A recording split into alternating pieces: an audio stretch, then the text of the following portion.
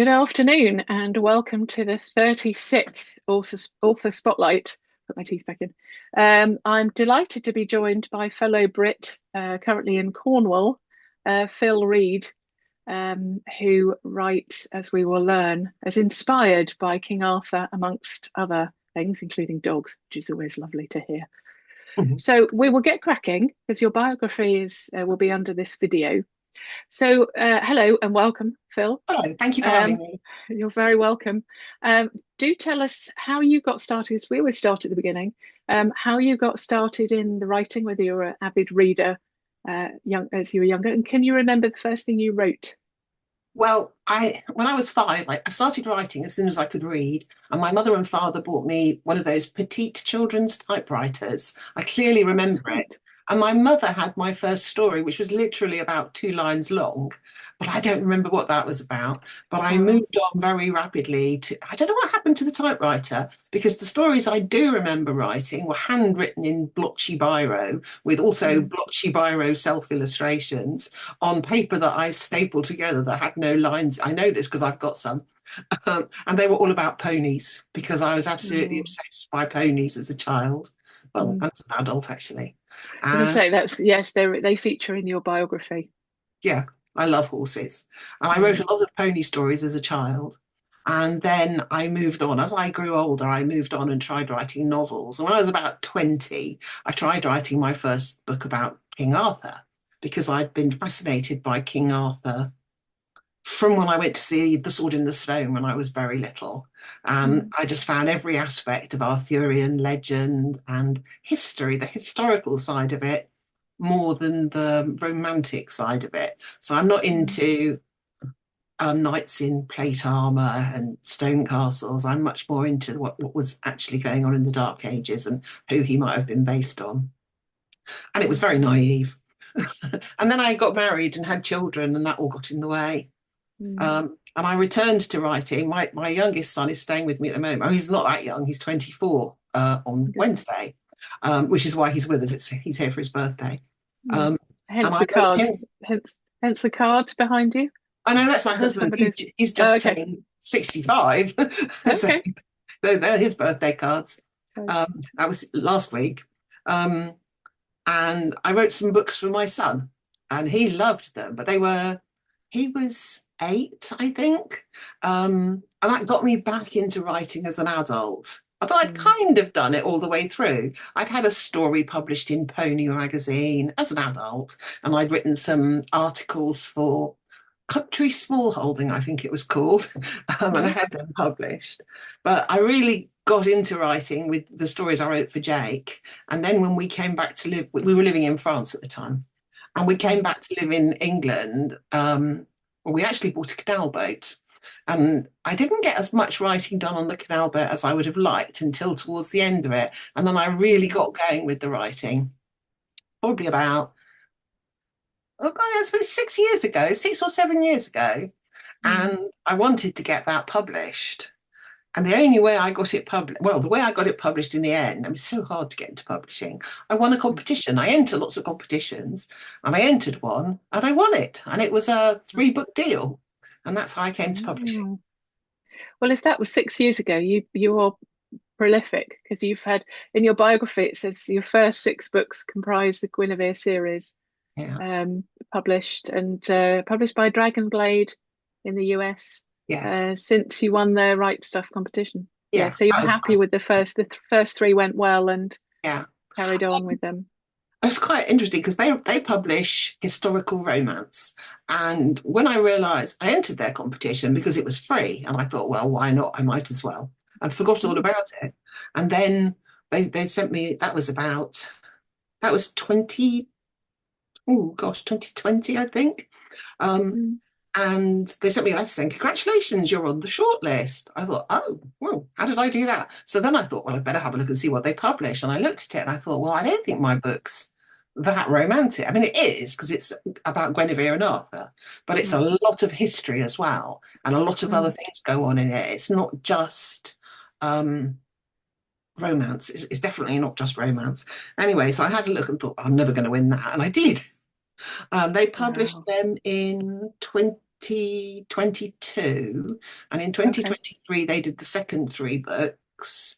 So that was all Mm. six of them out. And then they said to me, would you have a go at writing Regency romance? Because that's very saleable and very popular. And I thought, Mm. I don't know anything about the Regency. How can I But you write love, but you love history, so that helps. I do. I love Yeah. history. I thought, well, I'll have a go. And I've got Mm. four Regency romances coming out this year. Well, Wow. two are already out. One's out on Thursday this week. The third Okay. one's out on Thursday. Well, And then happy baby birthday for Wednesday, and happy second other baby birthday for Thursday. thank you. Mm. Yeah. So, and So then how do you write every day? Because if you had well, 8 books plus two more coming out it, um, I write in such a absolutely every short amount of day. time. They're about Mm. 100,000 words each, and I tend to write Wow. one or two chapters a day, so I can get a Right. book done. When I'm really at it, I can get a book done in about 28 days, a bit less. Mm. So Wow. I can probably do 4 or 5,000 words a day, Mm. sometimes more. I mean, obviously things crop up like the Yeah. birthdays and things. I mean, I can't write that day. And when I go on Mm. holiday, and then I revise it. So with my first books, I revised them an awful lot more because obviously I was much more novice, so I did a lot of revision. Sure. And I got friends to read them and say, see what they thought. This was before I got published. Mm. So I had a lot of help. I belonged to a group, an online critiquing group called, I joined it in 2018. I'd already written the first book, Mm. called Critique Circle. I mean, Okay. I think it's run from Iceland and it's Wow. really, really good. You post you know, you can't post your own work until you've critiqued some other people's work and you've Sure. gained credit. And then it Yeah. costs you these credits to post your own work. And the more you read other people's work and post critiques, Mm. constructive critiques, the more Hmm. they're likely to critique you back. And that really helped me and taught me a lot. I would Mm. recommend that for anybody because it's an education. There used to be a website called You Write On, YOU, and then I writeon.com. know, And that was similar kind of awful. thing where I It's did that not for a a little good. while, but and I then I did think too. it stopped. Yeah. You couldn't But pick what you were reading though, could you? You I got from memory allocated. now. No, you couldn't, and I Yeah. just got fed up. And you could only post your first 7,000 words, but on Critique Right. Circle you could post a chapter every week, and it Okay. runs weekly. So Mm. in 30 chapters in 30 weeks you can put your entire story through. Mm. But I've reached the point now, quite some time ago, where that's not quick enough Mm. for me. I have to Yeah. um, do it myself, and I've got much better at it, Mm. and don't make the mistakes I used to make. So. Do you have beta readers then that once you finish, you send them off? I Does your once I husband finished, is? no. I used to read them aloud to him. I read the Guinevere stories aloud to him so he could Mm. make his comments and I could ask him questions about it. But I've never read him the Mm. Regency romances. I don't think he'd like them Right. quite so much. Yeah. Maybe a step too far. Yes. But so who are your alpha readers and beta readers? Well, I don't have any anymore. As I said, I Okay. used to go through Critique Circle, but now, Mm. um, when I finish my books, I send them straight off to my publisher, and they go to my editor. My Yeah. editor and I have a really good rapport. She's brilliant. I love my editor. She's Mm. American, but I think she did her MA. I don't know if she did her BA here, but she certainly did her MA in the UK, and she Mm. specialises in British books. I mean, obviously, Okay. it all has to go into American spellings and things. I'm Yeah. getting good at that now, to the point where I Okay. can't remember if there should be double S or double Z in scissors. It's Right. terrible. Right. 'Cause I'm So too busy. do you have to put hood instead of bonnet and trunk instead of boot and all No, because that kind of? you don't get cars in the Regency. No, that's true. No, I was thinking as they came into my head that that's not a great example because No, of the era you pick. yeah. But the thing is, your books are set in England, so they'd all be English, albeit American I think spellings for got the a great, readers. But I've got a great advantage over a lot of the writers for Dragonblade because they're American. So they write very mm, well about England, but I mm, think I couldn't write a book set in America. I couldn't write a book about no, cowboys, for example, typical no, Americans. I could not. I watch yeah, enough things on the television. I mean, I love watching, what's it called? Yellowstone. I love watching okay, that. But I couldn't write a book about it because I couldn't write American people. And they do really well writing English people, but they make little mistakes. Right. which is quite funny. And I think I have an advantage in that I'm less likely to make silly mistakes. Yeah. But it's getting the atmosphere and the colloquialism, and you have to at least have been somewhere for a chunk of time to Yes. get all that soaking into you before you can write somewhere. I also like to go and visit the places I write about because I like to use real places. The Mm. one that's coming out this week is my Regency books this year. They're all set in Cornwall. They're called the Cornish Mermaid. She's not a real mermaid. The Cornish Bride, the Cornish Inheritance. That's the one that's out this week, and the Cornish Mm. Widow. Oh, hang Mm. on, it's the Cornish Widow that's set in a real place. I set the Cornish Widow in a place called Prussia Cove, which was a centre of smuggling, and I had great fun doing the research for that. And I went to visit it because I like to visit these places. And I don't like Mm. heights, and I couldn't walk down the cliff, No, I yeah noticed that in your biography. Yes. so I'm a wimp. So so you said you get on really well with your editor. But are they pretty good at saying, well, although your editor is advising you, this is still your baby, so you find a medium, She's like you that. think? She Yeah. she changes if she spots typos and things like that. She changes them without having to tell me anymore. And we reached the Mm. point where I said to her last time with the last book she did, I'm almost at the point where I could say to you, don't bother to send me back your corrections. They're always perfect. Right. Because, but she's quite good.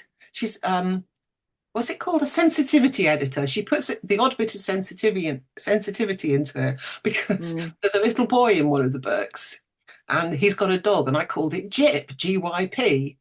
And that Okay. you can't have Ah, that. You can't have it. no, And it just didn't no. occur to me. So she's very useful with things like that. Yeah. Well, I have friends who have a dog called Jip, but it's JIP, which I think is a Dickens Yeah. reference. I So look then up, they can get away with it I look because up it's a online different to spelling. find, suggested names for dogs and things and suggested Mm. names for horses that are contemporary Mm. with that era. So Mm. you can get massive lists of names. Yeah. They take them from lost dog reports, I think. Okay. Oh, bless. And it will tell you what Um, kind of dog it was as well. right. You can. Yeah, you can see it. It was a lurcher. It was a terrier, Because and you've got the name of I think back then they were more working dogs than yeah, pets, weren't yeah. they? Well, yeah. As a species. Jip, Yes. whatever he's called now, which I can't remember. I think Yeah. he's called Dash Right. now. He's a Okay. spaniel. Yeah. Now, when I send my books back, I do three sweeps. So I'll Mm, I'll get a book in and then catalog everything. So mm. a synopsis and what's When you're happening doing in the each editor, when you're being chapter an and editor. things. When I'm being an editor, yeah. Mm, And then I'll go through it and I email it to my Kindle. I'm pointing over here because this mm, it's over there. And so I listen to it as I look at it on the screen. And so I'm cataloging everything, mm. characters and ages and things initially. And then so I do one sweep and then I send a clean version of that to my Kindle and then go through it again. Mm. And then I send the bloodied version plus a clean version with everything accepted and the comments removed to my authors Yeah, as the first sweep. And then we have another back and forth and then a third back and forth if we need it. And I say that it's easier to go through the clean version, but if you want to learn and see what I've done, then mm. I do recommend going through the bloodied version. Yeah, I go through that one. Um, yeah, because then But I you want to know, always you agree. want to know what Yeah, has been picked up, especially the first sweep. yeah, Second or third sweep, it's usually yeah. typos Yeah, and repetition for me. she goes over it again when I send it back to her, but she doesn't send it back to me. And then she Right. sends it to be proofread, and then that's done. Yeah. Yeah. Well, I work at the moment. I'm working solely with authors directly, and Mm, some will self-publish, some will send off to agents and publishers. So it depends what they want. But it's to me, it's I send it back when I'm happy with it. mm. Finally, and usually by the end of the second stage, it's I'm happy with it. And then if they just want me to go through it again, I'll go through it again. Well, the one But she's yeah, the one she's just read of mine, I made the hero. I'm autistic. I have Asperger's syndrome. So do two of my boys. And I mm, wanted to write a heroine who was autistic, but of course they didn't know about autism in those days. no, certainly She's not diagnosed. different. So she's Yeah. different. And Right. my editor's partner is also autistic. So she loved Mm. my autistic heroine, Oh, which was nice. yeah. Yeah, my husband's dyslexic and Mm, he's 50, he'll be 58 in a couple of weeks. mm, And he was just seen as different at school. mm. And that's, not now, but 50, 40 odd years ago. Well, I wasn't And I wasn't yeah, diagnosed until my boys were diagnosed. So, but it no, answers a lot of questions for you. You think, well, that's why I wasn't like the other kids. no, yeah. But I remember because we've known each other since we were 16, and I Mm, remember in his bedroom at his parents, they had a wall of science. He loves science fiction, which I've started writing science fiction, but it's not my genre. So we're gonna collaborate on that one, and he said that you could literally point to a spine. So there were over 100 books, and you could point to a spine, and he could tell you when it was set. Had no confidence, yeah. but he still reads avidly. He's on Mm. his iPad whenever. He literally follows him around the My house. my oldest son was the first one diagnosed. He's 36, and he was Mm, diagnosed with Asperger's when he was about 14, 13 or 14, mm, while we were living in France. So all his diagnosis was done in French. And his mm, obsession is the Titanic. And he could tell you the passenger list on the Titanic. He has umpteen models of the Titanic. He has built because he's a software developer. I never can never remember what it is. Works with computers, and mm, he's done one where you can walk inside it on a computer and you can go up the grand mm. staircase and things. But my youngest Oh, obsession is bells and architecture, and you can show him a picture of a church somewhere, and he will be able to tell you where it is, wow. wherever it is in the country. Yeah. Wow. It's lovely that they found their calling, as Yeah, it were, their yeah, niche. Yeah. yeah. So we talked about your writing and how often you write, which is a lot, Mm, and the fact that you've got a publisher, which I think it swings both ways. You get the advantage of self-publishing is the marketing. With your publisher, presumably they do some marketing. mm, Before we touch on marketing, covers. Do you get a choice of covers? Do you have input into your yeah. covers? I do have input into the covers. They have a very good cover designer. The first covers, I really wanted them to be iconic type covers, not people covers. But because Mm, they're a historical romance publisher and because they market to historical romance readers and they have a wide mm, range of readers, mainly in the States, mm, but they had me change the covers afterwards to covers with people on them. mm. And I do like them, but I also do like iconic covers where it's just a sort of an emblem, really, more than anything Mm, else. And I mm. think they fit more with historical fiction. But I mean, I know romance, but I like You the have ones to, from the Regency ones. yeah. You have to kind of hope though that they know their market. As you Yeah, say, you they know do. who they market to, but trends change. In a year or two, it may go to, and I know some genres have gone to objects Mm, on the front cover rather than yeah, people. yeah. And do you have an image when you're writing? This isn't a question I normally ask, but I've just thought of it. When you're writing your books, do you Mm. have an idea of what your characters look like? Oh, yeah, And absolutely. do your covers reflect that? When you see your cover, you think, "Oh, I thought she was blonde," or "Did you Well, think she they've was got the like right colour that?" Or hair. They've got the right colour hair. They're okay, not exactly right, but I don't think you can ever get them yeah, exactly right because the no, cover designer's not going to read the whole book. I tend to no, send sections describing them. mm, But I'll tell you one thing about it that struck me. When I had the first book published, they marketed the ebook for 99 cents. And I was like, oh, all that work and you're selling it for 99 cents. But they know their market and yeah, people will spend 99 cents, which is even less in pounds and pennies, in pennies. mm, They will mm, spend that on a book that they don't know the writer.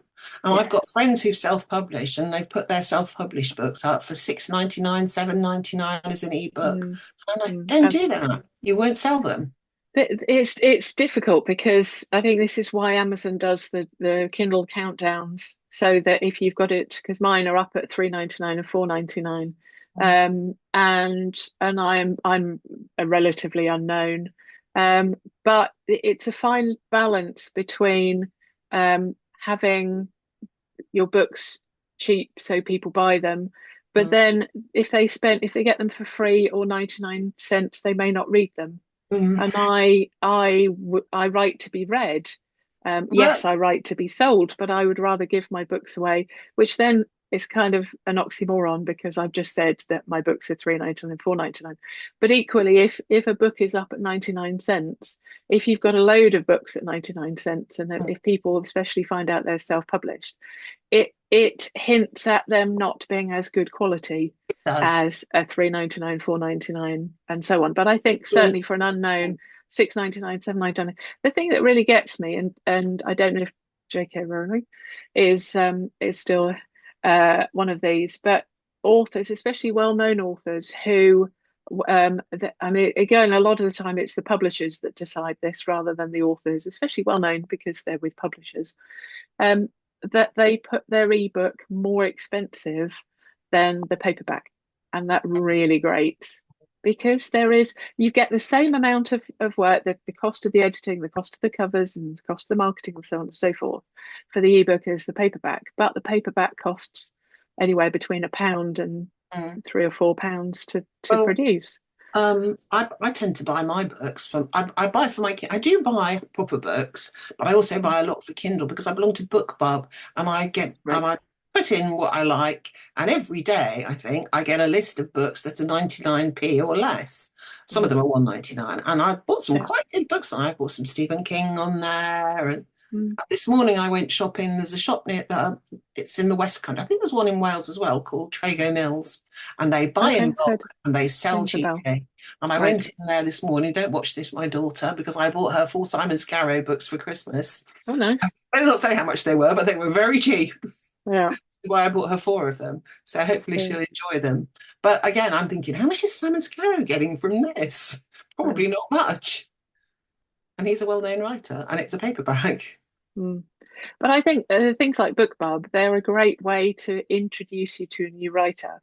I was at years ago, I was at a literary festival, volunteering actually in Oundle, Mm, in the edge of Buckinghamshire, Cambridgeshire, and at Northamptonshire, Cambridgeshire, and they were giving away, as all literary festival, a lot of literary festivals do. They gave everybody a goodie bag.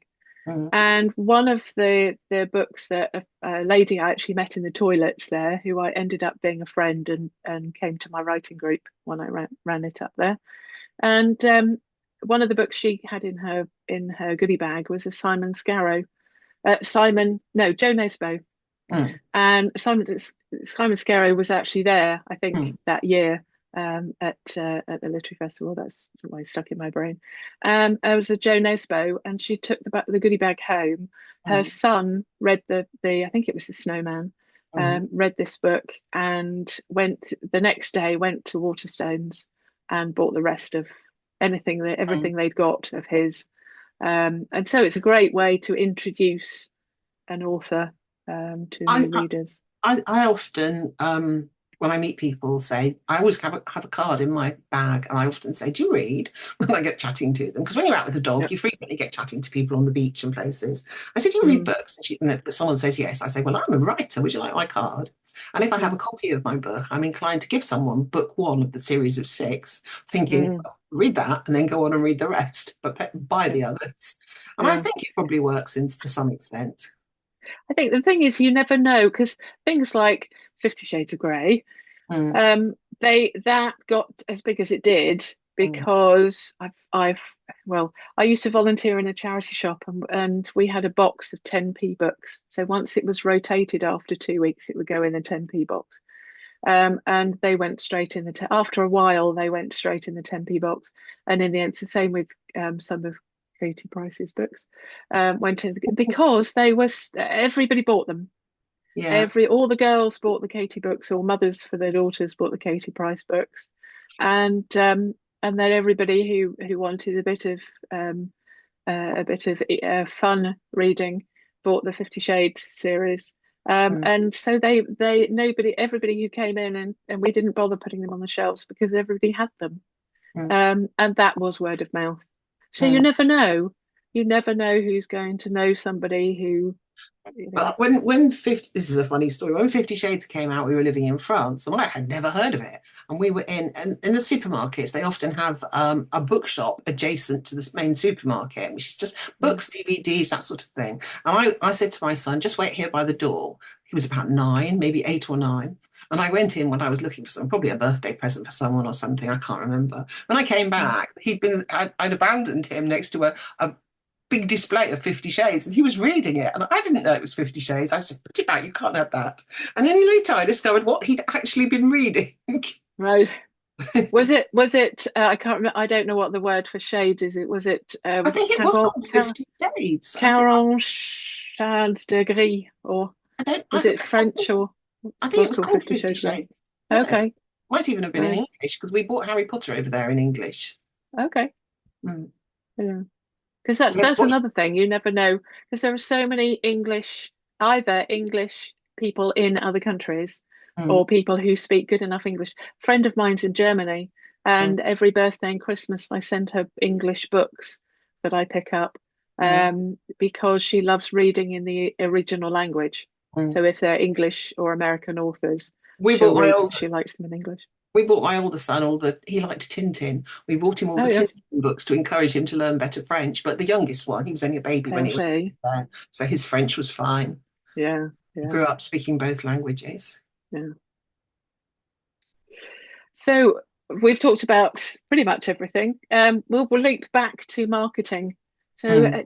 are you required to do a lot of marketing? How good is your publisher? They're Very good very at good. They're marketing. excellent. They do a lot of Mm, marketing. They send out emails to everybody who is on their marketing list. So I get all the emails when all the new books come out, which is good. mm, mhm, Um, they organize. They tend to do a bit more for those in America because, and what is it? There's something they were doing, and they were giving the first 6 people who applied could go to this book thing. I forget what it was now, and they were mm, going to pay for everybody to get there. We're going to pay people's transport and accommodation there. Just mm. going to do it from England. They said, sorry, we can't afford to do it from England. So they do more No, for the American authors, I suppose, really, because there's just more yeah, available over there, and they know yeah. that's what their main market is. I mean, I would love to go over there and do something. They've got them Mm, into Barnes and Noble stores because mhm, mainly they sell through Amazon, and it's mainly ebooks. They do a lot of their sales through ebooks, but they sell mm. vast quantities of them, so they do really well. Um, I And do this is some, this and sorry, this is the publisher Dragonblade. yes, All right. run Because by a to me, really good, when sorry. I first saw that name, I imagined them to be fantasy with, No, dragons and swords and no, oh, I don't know why they're called Dragonblade. They have mm, quite a lot of different. They have a flame one, which is a lot of sex in it, and then they have the okay. regular one, and I'm in the regular one. Although there is a bit of sex in it, but I think the flame there's a lot of sex in it. Um, And it's and the open door or close. So you have closed door sex. oh no, So I you don't. leave. Oh, don't you? Okay. Yeah, but you have So to the have reader one goes in sex there with scene. you. Yeah, I'm Okay. quite reserved about my sex scenes. I'm getting more brave Right. about them because I don't like writing them. My daughter wouldn't read my books at all. She's like, I can't read a book Mm, you've written a sex scene in, Mum. But she has read them. I don't know if she read the sex scenes. I said, just leave them out if you don't want to read the sex scene. yeah. They do Viking stories. They do medieval. The person, the I don't know what she's called. She owns Dragonblade. Her name's Catherine Levesque. She does Okay. medieval mostly. Mm, Um, then they do a lot of Regency. There's Victorian. I think they do Edwardian as well. I don't think they go much further forward than Edwardian. So they right. have all these different types of books that they Yeah. publish, which people Yeah. just lap up. Because I guess they lap them up, read them in a couple of days, and buy another one. Yeah. That's the thing. We as fast as we can write, it's going to be, you're probably one of the probably the most prolific in the amount of time that you've been published or been published. Um, then it's just amazing how much you've written so far. Well, Um, they give me 3 months to write a book, so it takes me about a month. They gave me dates I had to have them done by this year, and I was in advance mm, of them. each Mm. time. So I had roughly 3 months in between each book. So it's about a month to write one, and it's about 2 weeks to go over it and revise it. And then I send it off to them. And then I do more work when it comes back from the editor. So Mm. so I'm Do you, quite a do quick you, writer. you clearly do you type or you don't handwrite 100,000 words? I type on the computer. Oh, horrible thought. I haven't handwritten since I wrote those pony stories. Right. No, I must admit, I've gone back. I was quite horrified that I hadn't gone back to one of my works in progress since June, Mhm. and I'd printed it out so that I can then go downstairs and in the lounge in the evenings, and just start red penning it. Mm. But or I listen to it on my Kindle and go through it on the screen, Well, which is much quicker. I'm But I I'm think the more we write, the slower our handwriting is, I I'm a find. pantser, so I don't actually do much planning, which kind of stymies me because when they said to me, "Can you write? This is for the next books I'm doing for next year. Can you give us Mm, some synopses?" And I'm like, "I can't write a synopsis. I haven't written the book yet." So I yeah. kind of wrote blurbs about what the stories were going to be, but I didn't actually specify what was going to happen in the end. And they went, "Oh, those Mm, are good. So you can write them." Um, yeah. but what I do, someone once said to me, what I do first is I might write about 80,000 words. And then that's the first draft. And when I go over it and revise it, it grows to about 100,000. Right. And someone said, "Oh, your 80,000 word is a long synopsis." So I think that's my super synopsis. Yeah. And, I, Well, and then, I was listening to when I walk the dog, I was listening to a podcast called The Worried Writer, hmm, a lady called Sarah Painter, and she had this particular episode. I'm way behind with my podcasts. My this particular episode it was with Sacha Black, who's done a lot of. She does I think fantasy, YA fantasy, and she's affiliated with Ally. I think she's been on some Ally podcasts um, or some webinars, and she was I going with this? I'm hopeless. I do forget. I start something and then I forget. We were talking about a moment. oh um it's gone. It's totally gone. We were talking about marketing and writing prolifically Yeah, and uh, handwriting. revising and writing a long synopsis. Yes, she said she used to be a plotter. This is it. Thank you. Plotters and pantsers. Yeah, Um, and she said that she used to be a plotter, but then for her first book, she spent a year writing the outline, the plot for it. And she said, "This is crazy. It's going to take me 3 years to write this book if it's taking me a year to write the outline." So then she became a pantser. Whereas I'm kind of the other way around. I started as a pantser, I got an idea. I will always see this the wrong way around. This one here, O. Henry, is my first in the Dog Detective. mm, That started as there's a website called storyaday .org, story a day and story a day May, and every May it's an English lady in America called Julie something, and she puts up a different prompt on each day in May and writes from it. And one of these was just a picture of a rug with a dog with a cat toy with one of the cat's ears torn off. And I wrote a little scene for the with the dog looking at the woman saying, "Well, it's not my fault. You gave it to me. What do you expect me to do with it?" And that ended up being an 80,000 or yeah about 80,000 word 80,000 word first book, yeah, and I've got the sixth back from my editor. And so you never know, and I that literally started from that picture. But the more I write, the more I get stuck. When I get stuck, I think I should know where I'm going, so I'm now what I call a plantser. So I yeah. plot to a certain point and then Well, pants thereafter. I tend to write a chapter during the day, and then when I go to bed at night, I will lie there, and Mm, before I go to sleep, I will think about what I'm going to write next. And so I mm, kind of sometimes I get ahead of myself. So last night I couldn't get to sleep, so I got quite a long way ahead of myself. So when I woke up this morning, I thought I better go and write it down because I'll forget it yeah, otherwise. yeah. Yeah, some So people do that. In fact, it was Sasha Black who said that she'd been told, and I've heard this before, where she never ends with a full stop. She always ends mid-sentence and mid-paragraph, so that when you go to the desk the next morning, you just literally carry on going. Whereas I, some, if you stop at the end yeah, of a chapter, you kind of think, okay, what's next? I tend More to, when difficult. I wrote my children's, the books I wrote for Jake, they were sort of, I don't know, middle grade, you'd call it in America. Mm. I tended to write, I wanted to make something because he wasn't a great reader. And I wanted to write something. You know how thrillers always end at the end of the chapters on a A hook, a cliffhanger. Yeah. cliffhanger, yeah. Yeah. And so you think, well, I can't stop reading now. I have to read another chapter. So I thought, well, I'll write them Mm. like that. And because of that, I could finish the chapter and just think, "Oh, can't wait to write another one tomorrow."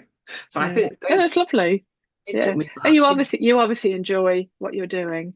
I love writing. Clearly, yeah, clearly. Um, so you're now on book 7? I wrote the 6 Guinevere books. Then I've got the 4 that are coming this year that are about Cornwall, the Cornish ladies. And at the Mm. moment, I'm writing the 3rd book of next year's series, which is Okay. called uh, I can't remember what it's called now. I've forgotten the name of the series, don't worry. Okay. But then, because our publisher, Catherine, said to me, well, you get to have a one-to-one with her every year. And she said, why don't you write London with balls? And I thought, oh, goodness, me and my editor have put innuendo in that. Anyway, so they're just called London with balls. And I've done 2 of them. As in a dancing ball. Yes. Oh, yeah, Yes, but we're being rude a and naughty. Bridgerton type. Yeah, Schoolgirl. no, just the penny dropped. Yes. Yes. Oh, I'm glad you didn't think, well. Anyway, Oh, so I've written 2 of those and I've written about London and I've had balls in it. Um, and the 3rd one, which I'm writing at the moment, I've written about 8 chapters. I started on Monday. So I'm about, I don't know, 15% of the way through the book, 20% of the way through the book. mm, Um, and this one is going to be slightly different because it's going to have a murder mystery in it. And I've not done mm. that before. So I'm quite excited about doing that one. Was that, did the publisher know? Was that their idea, or you just wanted Well, I put it in the take it in blurb that that I direction? wrote that it was going to be Right. that. But Okay. I'm So going to not a nurse. shock to them. Well, I made the heroine is the one who might be the murderer. So Mm. I'm going to keep that secret whether she is or not as much Yeah, as I possibly can, because of course the hero is going to fall in love with her, and he's going to be slightly worried that she bumped off his predecessor. interesting. Interesting. Yeah. Sounds wonderful. Hmm. Well, it's been an absolute pleasure chatting with you. I've Thank enjoyed you it. Thank you so very much. much for, yeah, me too. Well, I could talk for England and Me too. Cornwall and Me too. Buckinghamshire and Yeah. good. Well, I hopefully have you back in the new year, and we'll start with book 1 Yeah. with an audience, and talk about that book and then other episodes thereafter. No, it's been a pleasure. Thank you so much for joining me. I've loved it. Thank you. Thank you.